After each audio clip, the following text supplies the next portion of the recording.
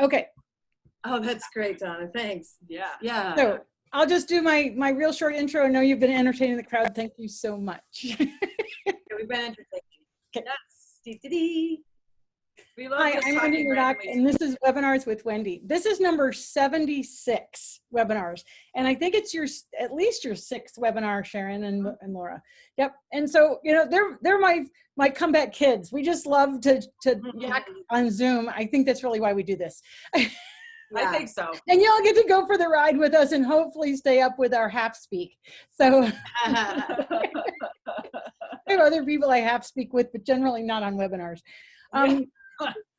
Today, I'm sorry, I just have to say, these folks, if you see Sharon and Wendy together, it's so funny because they're the same exact height and they have like the same exact affect, and it's just like these two little twins running around and they just like don't stop talking. I like have to go take a nap because I can't. yes, you did. I remember that. Yeah, we had a slumber party with Wendy, and I was like, I can't. I'm out. You guys have a great time. They stayed up like all night having a great time. Oh, so today I have Bess Miller was with me on Friday, and she has worked with 2 foals with Surefoot, and we thought that the video was so fascinating that we wanted to get your take, Sharon, on that video. So I'm going to get right to it, and I just have to pull it up here. I know I have it close. And actually, since you guys don't know the story about, I'll just give you some background, because otherwise, if I don't give people background, they're like, we're totally lost. So I'll just start with a little background. And let me get my pictures in the right order. Screen share. Okay. So this is Violet. And let me just get that out of the way. Oh, little. Oh, tiny pony foal. Okay, pony foal. So she's really tiny, and she came out and she was her nervous system was really on edge. Okay. And very flinchy. She couldn't rest, she couldn't sleep, you know, like she'd go to sleep but she'd be twitchy and she wouldn't just flat out sleep. She was really kind of like her nervous system was just kind of on high alert and not restful. And so what Bess did was she just arranged the full physio pad near the wall and just kind of guided her a little, like didn't try to make her get on the pad or anything like that. Just kind of guided her onto the pad a little. And I'll just show you a few of these pictures. Let's make that one big. Okay, this is another picture of her, right? Hopefully you can see that. And her mama's muzzle is over her back. Are you seeing that? Yep. Okay, great. Because sometimes Zoom does funny things, and so I just wanted to make sure we got the right. And so here she is, and apparently, like, she kind of worked her way off the pad, but she left her little back foot on the pad. Mm-hmm. And that's the same ear and foot from this photo to that third photo. There she is. So Bess just had a half physio pad and a full physio pad to have a little more length. And you can see how that expression is actually really quite curious there. And then let's see, I think there's one more. Yeah. Oh, we might have looked. No, we didn't look at this one because it's the 2 pads.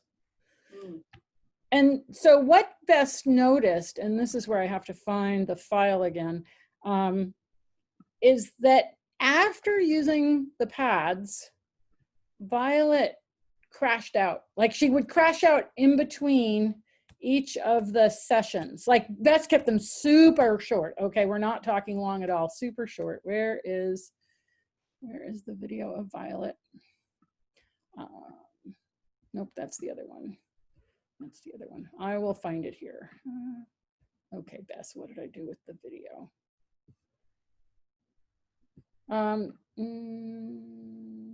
It's not there. All right, I'll keep looking, but this is another session. This is the second session. Oh, well, here's the crashed out picture. Screen share. So many buttons. I know. And is mom standing? Does she have a hind leg on one? It looks like yes, mom. Mom positioned herself onto the pad. But this is what Violet would do in between. And again, what you have to realize working with foals is your sessions are seconds, not minutes. Right. And lots of breaks in between. But this was the first time Violet was able to totally relax. And one of the reasons we don't have some of the other pictures is because she couldn't get them. Yeah. Because there was too much going on. But here now we can see that she's at rest. Wow. Yeah. Deep rest. Yes. Yep. And so if you would just kind of describe what you get from the mother and the foal in this point. Yeah, actually, when you went back a couple of photos ago, when the mom's got her nose, her muzzle over the baby, and then there was another picture, and you can see the mom's nose. And then looking at her nose here, it's very interesting because she's smelling whatever's going on for that baby, but she's really invested in picking up smell. And I wonder what makes me think of is, was there a shift in the baby's pH, in the baby's pheromones, and is there something, if there's stress hormone, there's a certain smell. And the mom was really invested in smelling the baby as things were going on. And here she's not doing that same thing. She's actually processing her own thing because she's got a foot on the pad. And that's the face that a horse has when they're processing. So now the baby's resting so she can relax about the baby. And she's like, yeah, I have some me time. It's mama time now.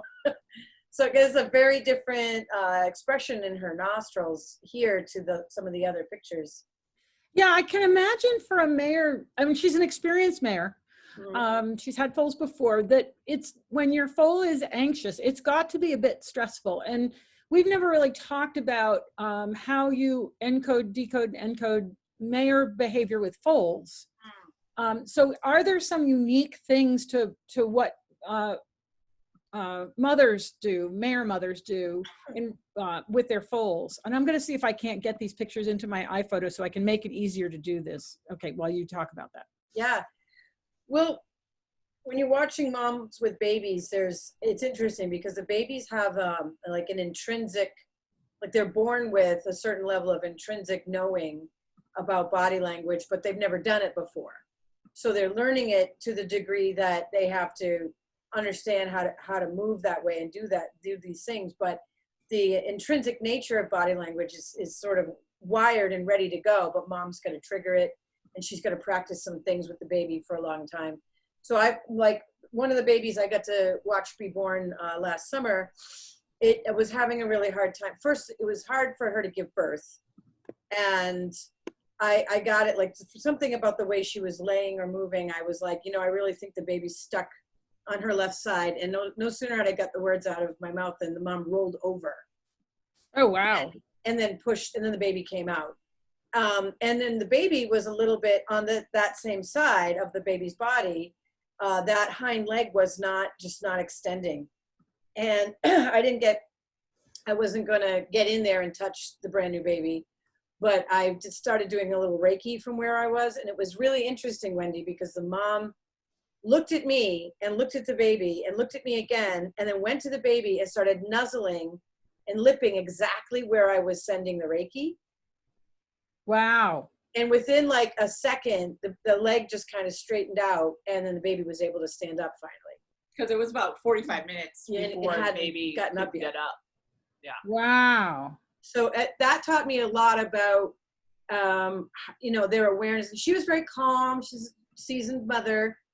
But as soon as I drew attention to something, she focused in on it. So I'm wondering about the Surefoot pads, allowing this mama to focus in on stuff that she maybe didn't have another way to do so, especially if it's something sort of just in the nervous system in general, like we don't know what's going on. But that her face was very stressed.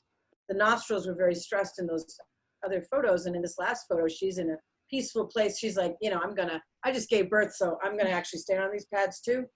Well, I thought the foal was actually a couple days old, but still, yes, it's that same idea. I thought it was interesting because with the first photo with the foal had both hinds on, and then the ear was facing backward toward the left hind. And then in the photo where there was one foot still on the pad, that was the left hind foot. Mm-hmm. Yeah, so that's interesting. I wonder, yeah, it's interesting. I wonder if there's something going on in that left hind area. All right. It's reasonable to have that, you know, that how interesting attitude about it.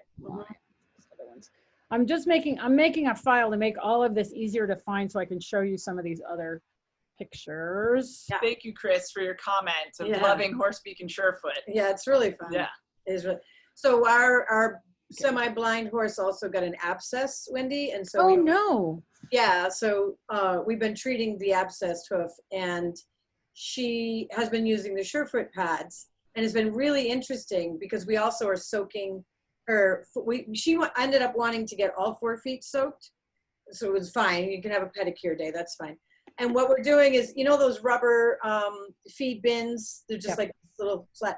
So she wants all 4 feet in a rubber feed bin. And then being hosed down. But it's so interesting because she's moving her feet around, sometimes using the edge of it, sometimes standing right in the center of it. It's like a little mini Surefoot session while she's getting her feet soaked. She's like, no, 1 is not enough. I need all 4 feet. Oh, how funny. And then, actually, I don't know if you were going there, but sorry to interrupt you, but it was really exciting because then after the soaking, then she went into her stall, and we have a 6x6 on the ground for like the frame of the shelter. And she was readjusting herself, putting her front feet up on the beam. The beam. So then her front end was up higher than her back end. And then, she was readjusting. Yeah. And so that her hind end was higher than her front end. And so she was like, oh, I'm going to use this beam for that. And so it's been really amazing to. So it's like she's gotten the idea of how to self-correct. Yes. Wow. That's really cool. Yeah. And then the other day, actually, I was just doing some relaxation, looking and chewing and just arching my back and going like this and stuff, walking through the herd. And Dakota is on another shelter. And then I watched, I'm like, okay, she started yawning. She started rebalancing herself. And then she put 1 foot up on the beam and stretched back. And then she did the other foot. Yeah. Yeah. Yeah, it's really cool. And it's so crazy I have to tell you, it's a million years ago now. It was 90, it feels like a million. No, it was 80 something. Because I started with Linda Tellington Jones in 1985, a year after my accident. And I wound up doing this demo, and I'll never forget it because I was in Lexington, Kentucky, in the big hotel where they have the basketball stadium, and it was like a little expo, and I just remember this. I can't tell you how I got there, but it was like I was talking to these thoroughbred people, and I said, if you act like they're dumb and treat them dumb, they will be dumb. And you know, horses are going to reflect back to us our level of intelligence that we reflect to them, and the more we, you know, treat them like dumb animals, that's what we get. And when we start to acknowledge that they're sentient beings and they actually have mirroring capacity, right? That they'll see something and if they've learned how to learn, just like a person learning how to learn, they can actually make connections because they've got enough dendrites to go, what are you doing there? Well, that looks really interesting. Well, let me give it a try. Yeah. I have one other interesting thing to share with you. So I've been using the Surefoot pads with her pretty regularly, and it's interesting because she definitely likes the hardest pad. That's her favorite one. And she'll go and she might put her foot on a funny angle of it so that it's like flipped up. Oh yeah. You know, and so it's like she's doing funny weird things now. Like she's like micro adjusting. She's like and then she'll find this bizarre, and I'm like, that is such a weird position, but that's her spot, and she's gonna hold it. And we've been doing this other thing for her teeth, which is called a vibrational therapy. You just get like a shoulder massager. They sell these little things and they have like different settings on them. So we got one, and the tooth person that we've been working with said, she needed vibrational therapy to get the teeth health back and stimulate the growth. Oh, in the hook. Yeah. It's very interesting stuff. So most of the horses are like, I'm okay with that. But Dakota she like had it open her mouth, and so it's vibrating her skull. Yeah. And she's going, yeah, she wants it everywhere. This is where. And so then she got on the Surefoot pads, and then she put her mouth on my hand very clearly and looked at me, and I was like, oh, okay. So I had to go get the massager, and she had to go, and stand on the pads all at the same time. I'm like, you're just a spa whore now. Yeah, yeah, because what the vibration does, and it doesn't matter if you can, so it's to stimulate the growth of the teeth if they've been power floated. Which she was power floated. Yeah. We had no idea until we started learning about natural balance dentistry. Yeah. It was. How bad that is, right? And so what our gal, Sarah Twickler, look her up, she's great. I want to introduce you to her, Wendy, because she would be. You guys, you'll science. Oh my God. Yeah, science, Oh my biology. God. You guys won't even, I want to be there for sure.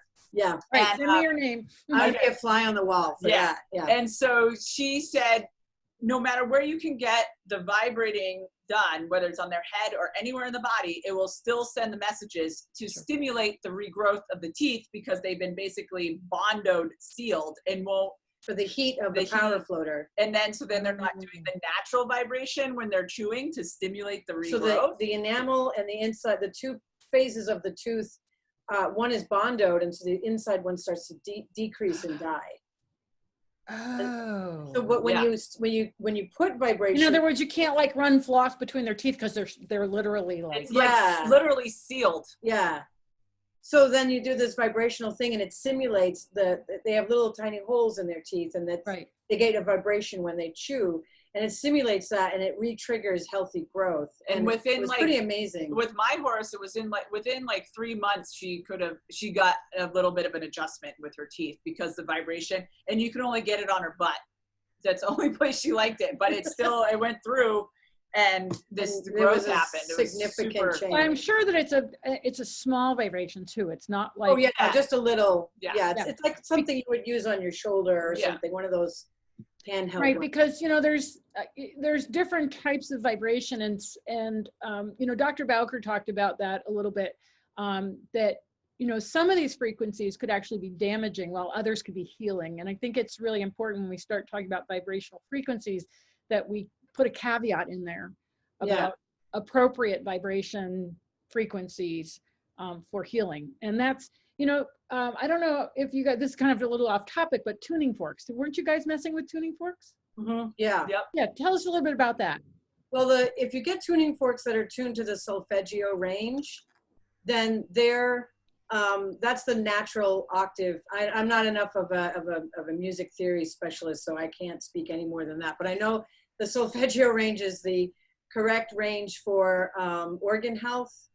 And there's all this, oh my gosh, this goes into a whole like electromagnetic field and the biorhythms of your cells, and biofield tuning. Biofield tuning is one way you can, so then vibrational frequency is different than vibration as far as like oscillator. An mechanical. Oscillator. Right. Right. So sound frequency and vibration. I mean, there's a sound to vibrational, but this is just doing this on the muscle, like TENS therapy is actually doing electrostimulation, and that's not what we're doing. So it's literally just a movement on the surface. So it's kind of hitting the fascia. And vibrational frequency, that's sound. Like if you have kidney stones, they use vibrational frequencies to break up the kidney stones, right? So they send a sound a frequency in there. So it's interesting as far as when you hit these tuning forks in a range, they're all in a range that stimulates healthy cell function. And then there's 9 stages of that, 9 main tuning forks that you'll get. And there's someone who teaches how to do it, and I went to someone who learned how to do it, and then I got a set of tuning forks, and she's like, this set of tuning forks, if you just hold them in the air, if the animal doesn't want it, they'll walk away. If they want it, they'll stay, or they'll even get closer. It's so easy, and it's not going to hurt anything because it's in the range. They're all tuned to the range of what is healthy, and they're not going to emit that very far. No, and it's just a tuning fork. I mean, exactly. That's what I mean. Happening all the time. There's electromagnetic sounds and currents in the air, and And then there's, I messed with singing bowls many years ago. Yeah. A friend of mine, I was staying at his place, and they had the crystal singing bowls. And we took them out into the arena and played them with the horses there. And it was so interesting because the horses got into such a deep state and were so curious about it. And I can't remember now how many different ones, because they come in all different sizes. And I mean, there was one that was like a 12-inch diameter. It was singing bowl. There's a Tibetan store actually in Salem, Mass that we like to visit, and they sell singing bowls. You can stand in. And they'll do a healing session on you while you're standing in the bowl. Wow. It's pretty cool. Yeah. It's they got some pretty awesome ancient artifacts there from Tibet, and they're Tibetan. Well, and then you think about it, I don't know that you guys have ever been to the basilica in where Pisa is, but there's a basilica, and you know, like everybody goes to stand and look at Pisa, but I went in the basilica and a monk came in and just toned. And, you know, it's sort of like an inverse. Instead of the bowl being open at the top, it's upside down. Right. Right. I mean, that's what it is. And the sound was truly amazing. And so, you know, sound frequency and vibration is something that we've been using for healing for a very long time. Right. You know, you know about cymatics? No. Oh, CYMATICS.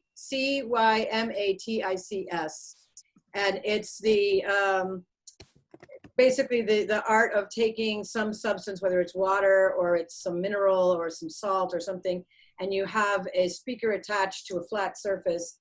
And what will happen as you play the pure tone through the flat surface, like some hertz. Yeah, whatever the hertz is. Yeah. But it's a pure tone. The mineral will take the shape, and it will take the shape of a geometric pattern. You can see this stuff on YouTube. It's so fascinating. They put like a black piece of paper over a speaker. Yeah, cymatics. And then they have like salt on there, and then you watch it, and it just forms this really cool, little bit trippy shape. Yeah, and you're just like, okay, there's stuff going on here. There's stuff. I hope nobody's been freaking out here as we like get completely off topic. Well, you know, and there also is all that stuff about the water, where you can put like love on the water, and you freeze the crystals, and you can see the shape of the crystals change. Yeah. It's so. You know, the bottom line is there's so much stuff we don't know. Right. There's so much stuff we don't know. We have just barely scratched the surface of understanding. And I think that that's really the great frontier is understanding our own mind and body and how it functions. Right. Yeah. You know, and that's why, you know, what? We're 75% water. Yeah. Yeah, absolutely. So, and that foal, someone said, any more foals? I know, it's like more foals. I have foal pictures. Okay, so I'm gonna do a screen share. We're gonna get back to foals. Sorry. So, and then this is what happens when we actually get physically in presence of each other, is we go off on these tangents. And then someone commented about Dakota and the blindness, maybe because of the blindness, she's focusing more on her internal self. Yes. Yes. I would say that's true. That's definitely the case with her. Yeah. All right, so I threw these into my iPhotos so that okay, so here's this foal. Diane, put your comment in the chat so then we can. Okay, so this was another session, right? This was a later session. And so what Bess was doing was using the pads. She teaches the horses to pick up their feet while they're nursing. Because they're getting parasympathetic and all oxytocin and all that great stuff, and so it goes very, very easily. She's a very fascinating person. She's raised a lot of foals, but they used to have 200 horses on the property. And she's also done teams, so she put a little body wrap on her. You know, combining these ideas is totally cool. And you can see the curiosity in this little foal now. This is another foal, so we're gonna have to switch from Violet because I can't find her little video. But let me show you this one. Wow. Okay, so she was quite tiny. She's just a very tiny foal. Okay, and she was only a couple days old. She was born while Bess was away. It was during a storm. There was, you know, just a lot of events around this baby's birth, right? And here's a little video of her. I'm just going to drop out the sound, but this is her. Is that too big? I can't make it small. I think it'll be okay. Bess probably gets a little further away. Wow.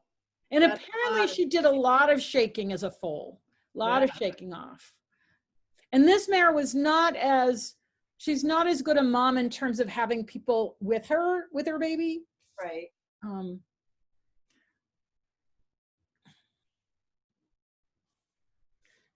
but that's really, I'll just play it again.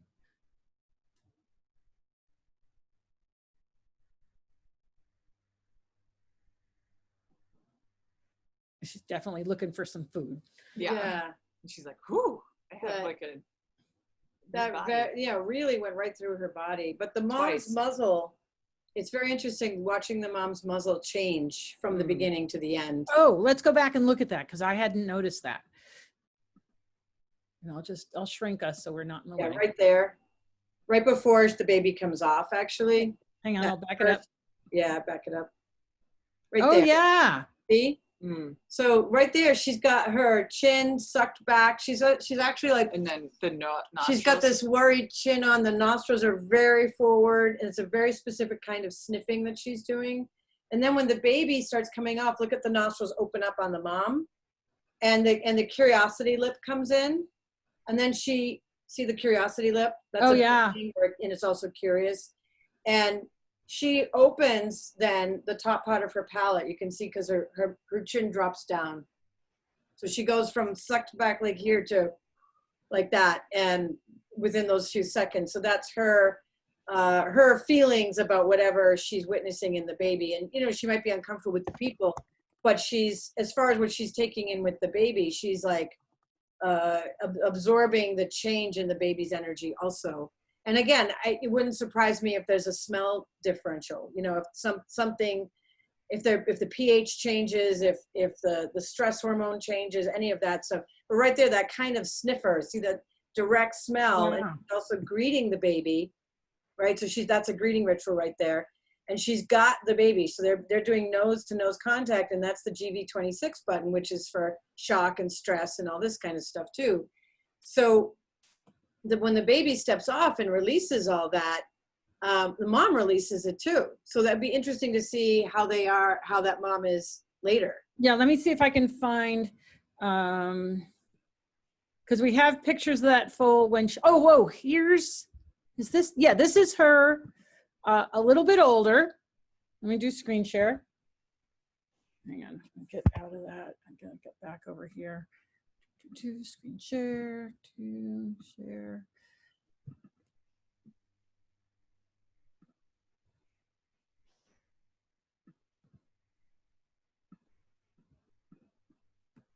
Now she had, Bess told me what's going on with her coat. It was, I can't remember now, but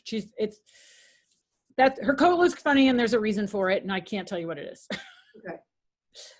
So don't look at the coat quality for any. Yeah. And so this baby has been practicing, yeah? Yeah. Yeah, because that's a soft pad. Correct. And the softer pad is a little bit weirder for them. Yeah, and you can see she weighs so little, she barely dents it. Most horses squish it right down. Right. But it's interesting because the mom is really holding space right there when she sniffs near the hip button. She's holding space. She's like, I've got your back. You can stay. She doesn't want to move the baby. She just wants to make space so that the baby can keep doing what it's doing. And she just created a barrier there so that the baby can stay in their own space. And that's interesting because they both looked right, and then the mom dropped her head. So and the baby then took more sniffs and is getting ready to drop her head too. Someone said in the chat that she had a reaction to a vaccine. Oh, is that what happened? Is that what it was? I can't remember what it was last week, and it's that's interesting because so when the mom dropped her head, and dropping the head is always a signal about lowering intensity, dropping intensity, letting things go, and the baby was then able to drop her head. So I don't know, chicken and egg, like did the mom see the baby was getting ready to release? So she started releasing, like, that's okay, you can release? Or because the mom started releasing, did the baby let go and release more? I'm not, chicken and egg, I'm not exactly sure, but it's interesting that mom released deeply and first, and then baby's like, okay, I will too, and then, instant hunger. Yes, and the parasympathetic, I mean, that's the thing. And one of the things that's so interesting to me is how long this foal, her name is Cupie, wants to stay on the pad. Even when she starts to leave, she keeps one foot on the pad, right? Yeah. That 1 foot. I mean, she only has the 1 foot. And, Right. And that you see the breathing and the eye blinks, you know, and then it's what we see in adult horses, right? The neck lowering, right? But mom's mirroring. It's hard to say who's mirroring who there, isn't it? Yeah, and I would say this is one of those moments where, like, you've seen this, so it goes right through the whole herd. But if mom is super tuned into baby and baby's had stress, then mom's gonna be absorbing that, you know. And so the mom was releasing stress before the baby did, so that's a good sign. And then she steps up there, right? And so that she's getting in position for nursing. So it's just interesting because the mom was, if she's been nervous about having people there and all that kind of stuff, she started releasing first. So that's her growing as well. That's her being able to say, okay, things are safer and better. And the mom did line up to the vulnerability button as well. And then actually I noticed where the baby did turn that her vulnerability button jump up button did twiggle before she twiggle. Oh, did it? It twiggled? Yeah. Wait, we got to go back and see that twiggle. And I think that I didn't notice the breathing pattern previous, but I just noticed that toward the end, the breathing for the baby got a lot deeper. Yeah. I think if I just drag this slowly. Yeah.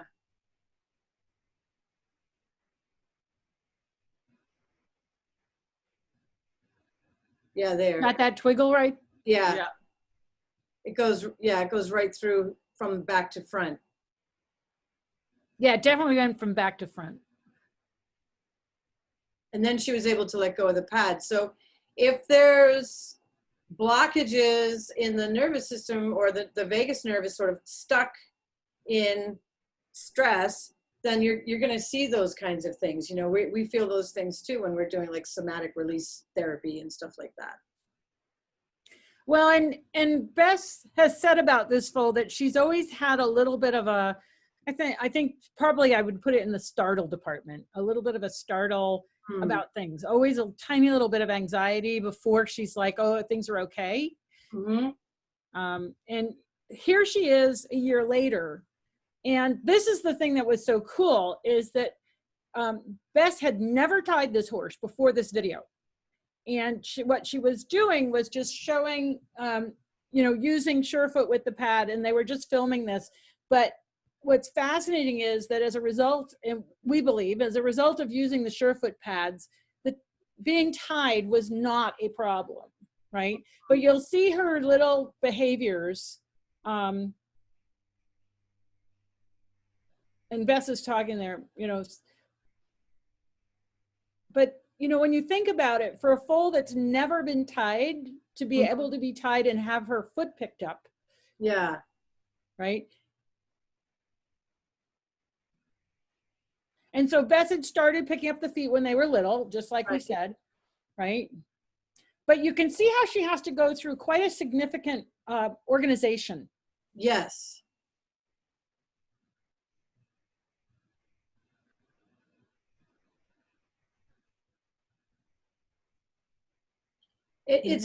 She's concentrating and thinking and feeling and learning about doing this in this space, but she's not inherently afraid of it or unconfident about it. She's just learning something new in a new space. Right. And you could see that little startle when the dog talked the other way.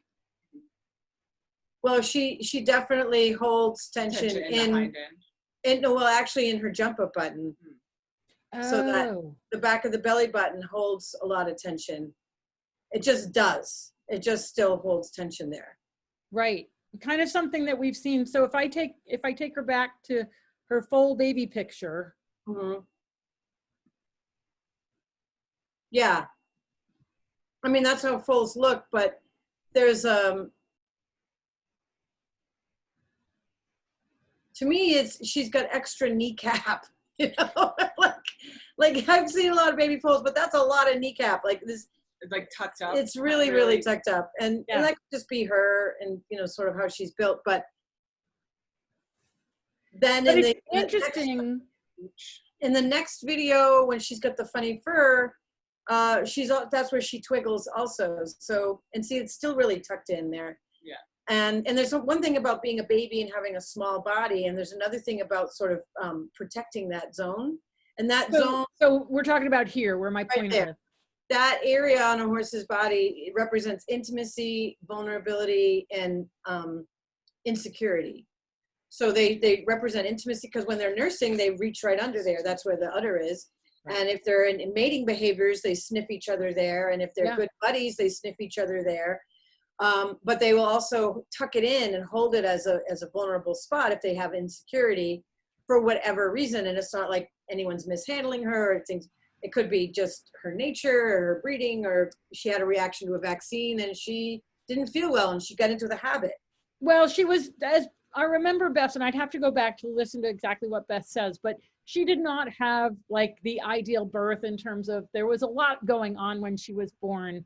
And so that's kind of fascinating that you pick up on that, because as good as she is, and that's what I'm going to show you this other video where this is long, but I'm just going to truncate it. And you can see Bess is shorter than me. Mm-hmm. Okay, so just so you get a relative perspective of how small this foal is, right? She's a yearling here, I believe. Yeah. And she's able to process things. Like what she does is, you can see that she checks out the pads. We've got some licking and chewing, and Bess is going to show her how to walk over a bridge, which she's never done. And what she's been doing is using the Surefoot pads with her training, and that's what this video is about. But she always tends to go off on the left side, and we watched that. So I'm just gonna, for the video she didn't do it, but Bess was saying how she would jump both poles instead of step over them. Yeah. But I'm beginning to wonder, with everything that you're picking up on, that jump up button tightness, if that wouldn't result in her needing to jump over a pole. Literally instead of jump up. Yeah, step over a pole. And like this here is really awesome. And you know, that was Bess doesn't work with them very long or very often, just for that reason. It's a foal. Right. But what I want to take it forward to is when she went over the bridge. Am I going to make you sick if I scroll this? Or I'll just let it play a little bit. So Bess is just encouraging her, but she's not going to make her come up on the bridge, right? And she lets her check it out. And you can see that same motion that we saw when she was tied, that little kind of shift back. Mm-hmm. And then I'm just going to drag it forward again. And, you know, what's really fascinating is that she's able to process information and learn actually rather quickly. And you know, Bess and I believe that it's the combination of the Surefoot pads and the team touch and, you know, giving her good experiences. But you can see this consistent little pattern in her, that tightness right there again, isn't it? Yes, it's the same spot. So funny. Now that you've pointed it out, I can't stop seeing it. Stop looking at Don't it. you hate that? I know. You just go tunnel vision. Yeah. The thing is that when I look at her, when she's learning, what she is learning, and she's cool. She's a cool little horse. But I can't breathe when I look at her. And that's one of the symptoms is like, when you look at this horse, do you feel like you can breathe? Because your nervous system's going to pick up on what they're doing. And there's a lot of tail swishing, which is just like there's an irritation, right? And it's not like she's angry at all. She's, oh good, my pad, I know what to do with this. There's nothing to do with being angry or upset. It's just like, oh, there's a lot of feeling. Oh, there's a lot of feeling. Oh, there's a lot of feeling. And at the same time, not being able to really take that big breath that would release that whole area. It's like she's stuck on being stuck. You know what I mean? Yeah. And so she's got a great mind, and she's got a good willingness, and she's got a good owner who's like really doing nice things. Is her hind end tall? Well, that's partly because of her age. Yeah. Yeah, she's in a kind of a little awkward stage. In an The awkward, uneven stage. Yeah. Yeah, babies grow so funny. They do. But when you look at her, like when I'm looking at her, I can't take a deep breath. My stomach feels really tight. Yeah, my stomach feels tight too. And that's just your own nervous system. When you get entrained to another nervous system, your nervous system will mimic it and give you information. And, you know, we can't say, did she get that tension from her mother? Was she born with it? Obviously, her mother wasn't as receptive to people being around her foal as the other one, as Violet was. But at this point, I want to say something right here. Can we stop this right there? yeah. Okay. Just for anyone who's watching, just to have a horse speak moment. When she put her foot on and then looked away, that was a boogeyman moment. And just, right there. There. Okay, so that moment, look, there's a little bit of a change in her pelvis.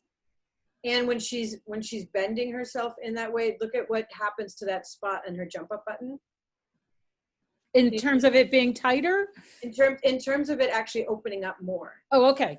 Okay, so there's two things going on here. One, she's creating an arc in her body, which is going to help release. It's like she's learning, like she's pumping her ribs, like taking a different kind of breath by creating a bend through her body. It's over bending her neck, but it's still creating a bend. And she is also doing what's called a sentry. So she's saying to the person in that moment, can you just watch out for boogeymen for me? Because this is kind of a boogeyman activity. And I need to check behind me. I'm not so worried about what's in front of me. And that's probably because of all the Surefoot pad works. But I'm worried about what's coming behind me. And that's totally a jump up button concern. What's behind me? I need a sandwich moment. I need to know that what's behind me is not going to get me. If I'm awkward, doing something a little awkward and different.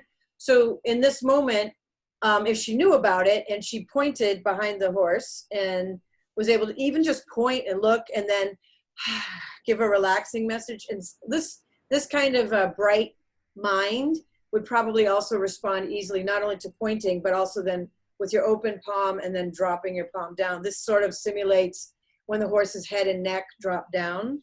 Mm-hmm. We have a long arm and hand, they have a long head and neck, but this motion is very recognizable to them. And some horses just pick up on it right away and love it. And some are like, man, I don't care about that. But there's different ways to do, I see it, there's a boogeyman, and then all's clear, you're safe. And then what will happen is the horse will trust doing the activity because you've said, I've got the boogeyman covered. So you don't have to worry about the boogeyman. And in this baby with the tail swish, I think this baby just has a lot of boogeymen behind her.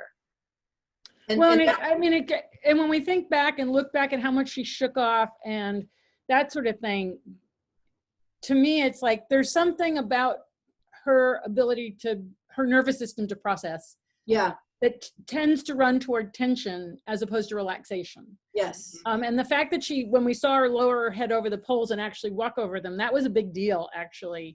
Mm-hmm.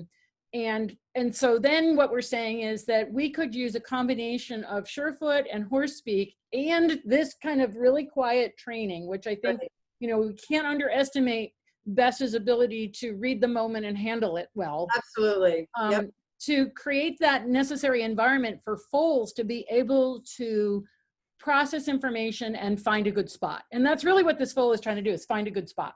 Exactly. Yeah. And no, it's no question about it. And I love actually the T-Touch stuff, the team stuff and the labyrinth where I love that work for horse. I think it's great for them. And she's a really great owner. It's just that this is one little moment where, and also I would do some holding, just placing your palm on the belly, like that simple, just placing the palm on the belly and just saying, hey, I'm here with you. And I'm just going to breathe. Nothing, you don't have to do anything. I'm just going to breathe. And that message of saying, I'm with you. You don't have to figure this all out by yourself. She knows that she can count on this person. Yeah. But her horsiness is very active. And she's like, but I got these fears and concerns and worries. And I don't know how to ask you. It makes me think of when I was working the buttons with Rocky the other day, and I did ask him to bring his nose around, and I put my hand on his jump up button, and it's a similar posture that this horse that's what I was thinking. And she totally, and he, Rocky, had this huge release, like shook it off, big tail, gas release, like it was amazing. His whole abdomen expanded. Yeah, huge breath, and he was just like drunk. Yeah. So it's interesting. I think all these things go together really well. Well, that was exactly my point. This horse has never done this bridge. That's one people need to, it'd be really good if people would go back and watch last Friday's webinar so that they get better understanding of the story. And Bess is my guest in that webinar, so she talks all about this. But bottom line is this horse had never seen this as an exercise before. And so I'll let it play in real time here. And so I think that's one of the things that, you know, how do you take Surefoot, Horse Speak, and Tellington Touch forward into training? Oh, that was interesting. That, you know, this is, yep, there's that boogeyman moment, right? That's right. And, you know, they all complement each other is the thing. Horse Speak is about understanding what their posture, their gestures, and their signals are saying on an intrinsic level. So you can read it. So moments like this, you can have these little things to say back to them that are important to them. And you can't beat T-Touch for good training stuff. And you can't beat the pads for giving them a safety object, giving them a way to find security, a way to process. And that's interesting. Look at, she's got more reach with her left hind in that moment when she walked by the camera. Hang on, I'm going to drag it back and so we can see that again. And I want to point out, because we'll see it again from the other side, but that kind of falling off is something interesting. And again, my curiosity is it related to that jump up button tightness? Yes. Because we keep seeing this type of pattern with this foal all the way through. So there's our little tail swish.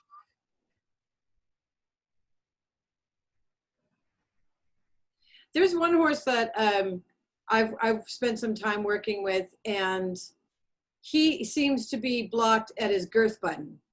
So the jump up button is kind of hard to activate in him, but it turns out that the girth button was like, and similar stuff when he was a baby, he couldn't lie down, he got stuck on the other side of a river, like he just, you know, funny things, funny behaviors. And we did a session recently, so she's touched her girth. Yeah. She just hit the girth button. So I'm wondering if it's a button ahead of the jump up button. Here, I'll take it back again. We're seeing it at the jump up button, but I'm wondering if there's, like, neurologically, if there's something in the girth button, and then she just touched it. So they'll get itchy in the button that's kind of waking up. And also there's a message there. That's the line up button. It says line up, I want to be connected with you. So line up with me, I want to line up with you. It's a message of let's get connected, let's get together. And so that was her. This time is easier to go to the bridge, but mentally she was also saying, I'm ready to line up with you. So I'm not super confident about this activity, but I'm interested in trying something again. What was that? Sorry. Oh, did you see that? Did you see the twiggle? No, I missed it. I was trying to figure out what that ding is. It's me. I'm sorry. My okay, phone. I'm thinking it's my computer. I'm glad to know it's not. No, my phone and my computer are getting text Watch, messages. it's about to happen. Yeah. There's that bend in the neck again. Oh, there's twiggling in the, yeah, what was that one? Did you see it kind of shoot through the body? In the shoulder and wither. Yeah. And then it went through the whole body. There. Like that. Yeah, and there was like a little jerk. So let me just do that again, because that is fascinating. Yeah. Where you can see it. I think it's too fast for me to scrub it. Yeah. Just let it play again. Just let it play. Right there. There's that bending. She's doing something to her body by creating these bends in her neck. There. Yeah, and there's a little jerk. Yeah. Yep. Again, it's still the shoulder, that left shoulder. So look at the right hind leg. You see there's a little bit more motion in that stifle. Mm-hmm. And now we see it. The left is still stumpy. See how the left is stumpy? Yeah, and she's using the right hind. Yeah. So she got that. She got some information back to that hind end with that twiggle, but it didn't quite make it to the left hind.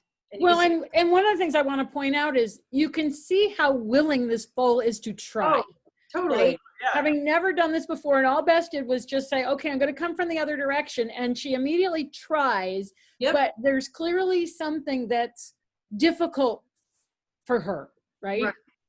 And I think it's a physical and emotional difficulty. It expresses itself both ways. Totally. And when the first time or second time she went up on there, going the other way, she had left her left hind on the bridge. And so it's interesting, she's practicing with the other side right now. And that's probably her. Well, and actually this is a really, let me just back this up a tiny bit.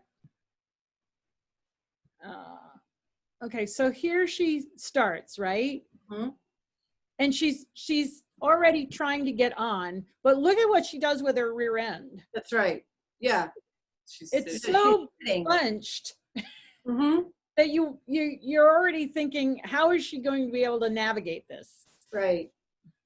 She's like, is she trying to stretch? She just sat with both legs equally, which is not distributed. Almost like Levad, to get her from exactly. Yeah. Yeah. So she's really sat down here, but that means she's tightened everything. Yes. Here. And so now she's got one front foot and she's getting the other front foot up, but she's already launched herself sideways. Right. Unintentional, like she's not doing this to make anybody's life miserable. And I think that's what's so important, is that we so often think of these things as something, for example, loading a horse in a trailer. Yeah.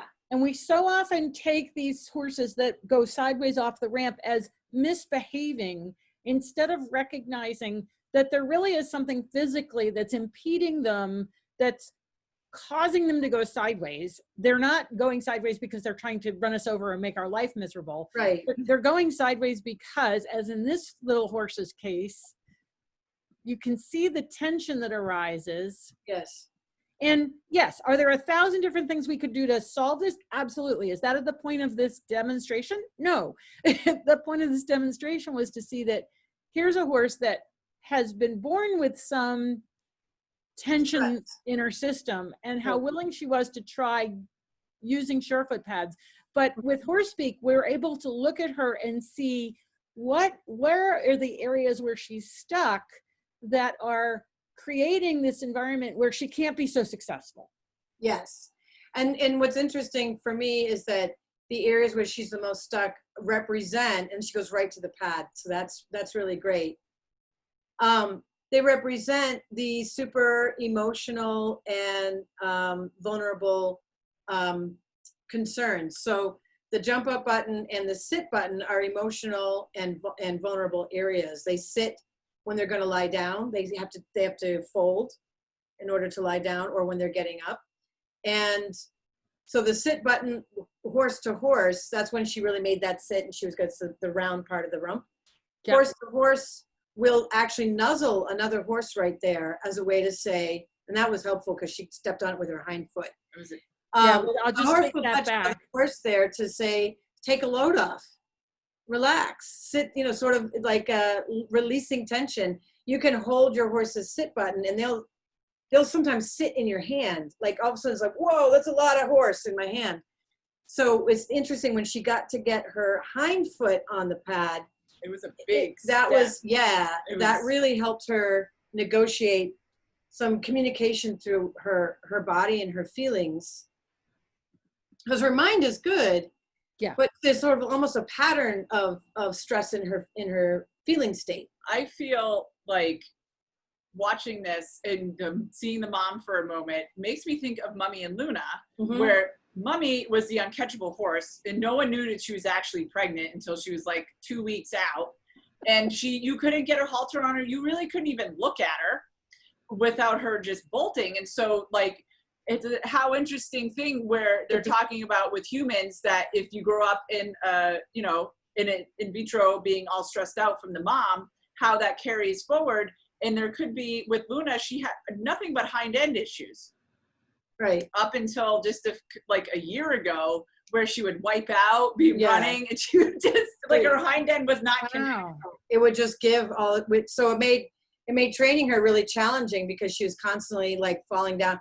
And then if you could ride her, but if you ever tried to go up or down a hill, she would just panic. She's like, I literally don't know how to carry you up and down. I can barely carry myself up and down a hill. Right. So we started really doing, research and other things, but it was very interesting because her jump up button and her sit button were very compromised. And here she is holding all of, like, she was in a stress bath in her mother's womb, right? So she comes out with all this stress hormone, and then she's, as a baby, was actually a stabilizing force in the mother's life, and could do things, could come put a halter on, and was really willing, and was really interested, and was always very friendly, and all. But then, you know, you get to a place in her learning, and she would just like, I can't go any further. I don't know how to do this. And the more that her mother has become solid and stable, and you know, really stepped into her and blossomed as the personality that she is, so she doesn't need the filly, to do that for her anymore. Now the filly's like, well, now what's my job? And now she's grown up. Like, she can have her own life experience, right, so without after caregiving to her mom. Right. And so it's very interesting. That's one of the reasons that we just said we're going to restart Luna. We're just going to start over again. Yeah. And give her an opportunity. So, you know, not have to deal with the mama issues. Yeah. Yep. All right. So I'm just going to play this again because, you know, it's really. That's interesting to me. That hind foot. Yeah. She's very, and then the other foot doesn't step on the pad. It steps over it. Yeah. And just, you know, like, you can see the front end is so willing, but you like this, now that you've described it, you know, my eye cannot leave this area. Oh, you won't be able to never. You can't not. Sorry. Right. And it just looks like her whole diaphragm and everything is just like tight. Yeah. And so, and her jump up button, her sit down button, everything just, and so it gets so tight. Yes. Right. And there, you know, again, she's kind of like, how do I navigate off of that? Right. Yeah. And she does a little lick and chew and stuff, and her ears are concentrating, her eyes are bright. But there's never this deep breath moment. Like, I really wish she could. Well, and even there, watching her walk, like, I'm gonna let this play, and just watching her move from behind now. Yeah, you could see it. Yeah, like, and the left hind does not come through the way, like, it just kind of gets stabby and stuck. It's stuck. Yeah, it's stumpy. Yep, and there it just kind of gets stuck. There. Yeah. Oh, yeah. Yeah, now you're stuck with it. Yeah, right. Because she's so mentally, and this is, you know, Bess attributes this to the Surefoot pads. She's so mentally willing, but she's physically struggling. Yes. Like there, we're going to watch and see. She's just like, I don't even know what she looks like. They're going, but this is so tight. Yeah, I feel a little bit stressed out. I'm like, yeah. I can't breathe. Yeah, and and it's great to watch her be able to do these activities, but physically she's like a little bit stiff. Well, and it's good for her. Thank God she has the owner that she has, that she is using the Surefoot pads, that she is doing these quiet activities where she can just kind of be herself and find her way, and there's nothing bad. She's very interested and open, because you can only imagine a horse like this going through something where there's like, you know, demand to do it, and it would just blow up, and people would be like, why are you blowing up? And you know, so she's not going to blow up. And she's probably going to work through this issue as well. Yeah, but it's, you know, I always talk about archetypal patterns, and we all have archetypal patterns. And in this foal's instance, we can see her archetypal pattern is from the beginning is that tightness through the jump up button and into the hindquarters and the diaphragm that just travels with her. And so the moral of the story here is that, you know, if we can recognize and then address specifically, and not necessarily with any strong technique, but just the acknowledgement of, in so many cases, and bringing awareness to shift that point, that area, because everything else is trying to come online. And this is kind of like this, you know, you've got a stop sign that's just kind of holding back that piece, that once that's resolved, everything's going to be moving. My Feldenkrais mentor, Mia Siegel, used to say that they're having an internal argument, that you're not in agreement. There's a part of the body that's, you know, disagreeing with what the other part of the body is trying to do. And it's so obvious in her case that she's not in agreement completely throughout her whole body. Right. And for my purposes, I've noticed that when horses have sort of habituated stress patterns, they habituated tension patterns, that it will show up in those buttons as well. And that's from watching mentor horses work with troubled horses and actually shift what their body looks like. So having mentors go and sniff them in those buttons over and over and over again and soothe them there, or even put their chin on the top of the hip, which is the I've got your back gesture. I've got your back, you can relax. And by using the conversations and the breathing and just being a horse, but being a horse in a very specific way that has an eye towards helping the troubled horse to let go of that tension and stress. And then for me as a human being going, well, can I model that? Can I say those things, and how would I do it?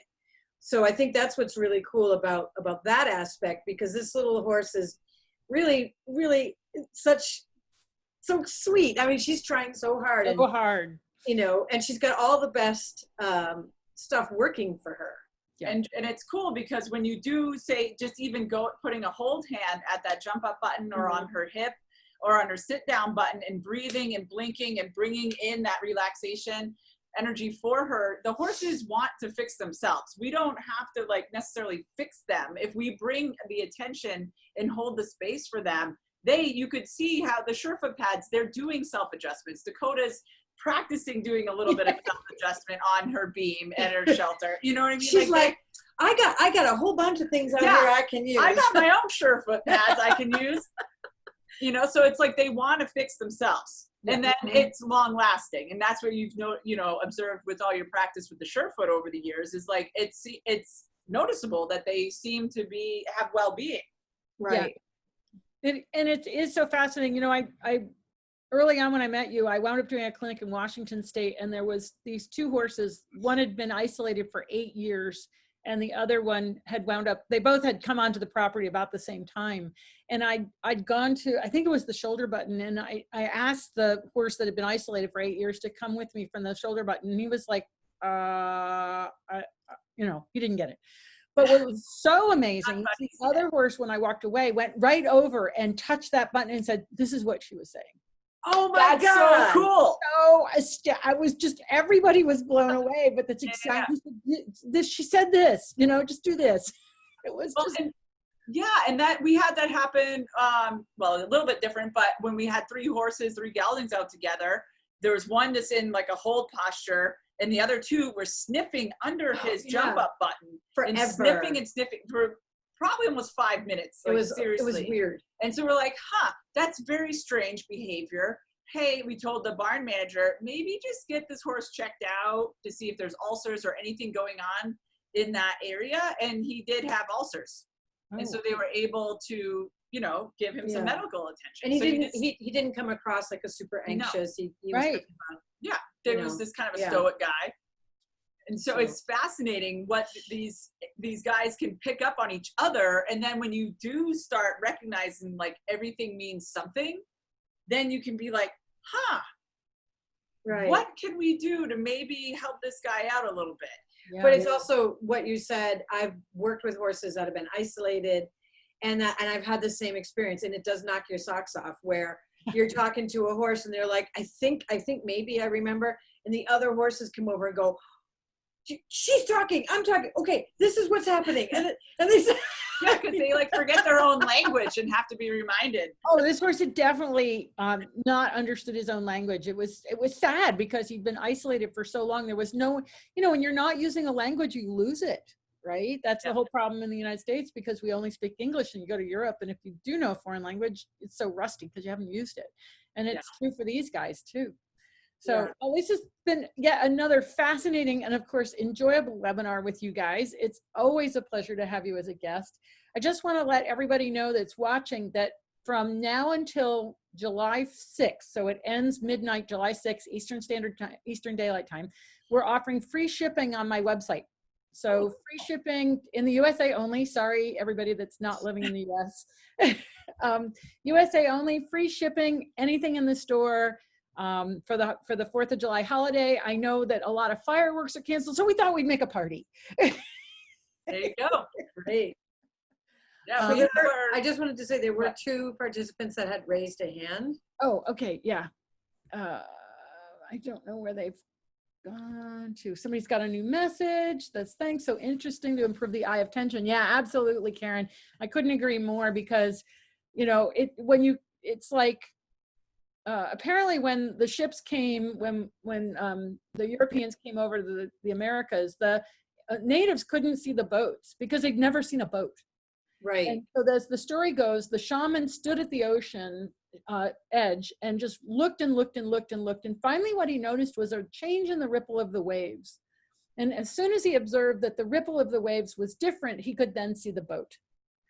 And I think that's such a metaphor for what we're doing here with the horses, that, you know, we look and look and look, but until we observe it and see it for what it is, we can't see it. And once we do, we can't, you know, it's like, we can't not see it.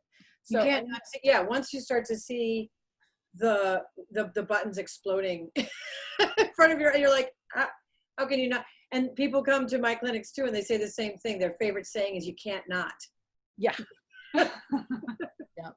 So or those are the three people that have raised their hands. If you just want to pop your question in the chat, it's a lot easier for us to answer it there than to have you speak. So I just would appreciate if you could put it there.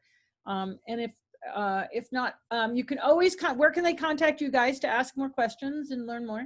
SharonWilsie@gmail.com, or go to the website, SharonWilsie.com. And we have, you know, we actually have multiple email addresses, but that should be the quickest. I know, it's, you know, it's like, yeah, it gets a little crazy. It gets a little crazy. Categories. Yeah. And we have our club going on. So if you go on the website, $30 a month, and you sign up for 8 hours of webinars, and you can send in your own videos, you can send in your own questions live. 2-hour Tuesdays, we're calling it. So it's really fun. And we have our webinar coming up. It's a 3-part series: postures, gestures, and signals.